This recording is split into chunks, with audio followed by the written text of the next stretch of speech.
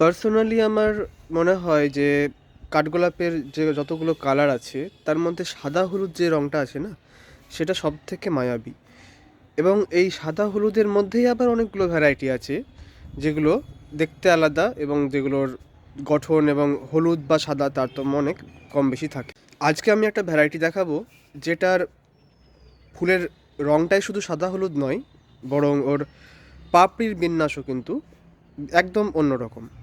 অ্যামারন্স curly white, এর যে পাপড়িগুলো এগুলো কার্লি এবং এগুলো নিচের দিকে ঝুঁকে থাকে। অত্যন্ত সুন্দরের গঠন এবং এর রং সাদা হলুদ, হলুদের পরিমাণ একটু কম।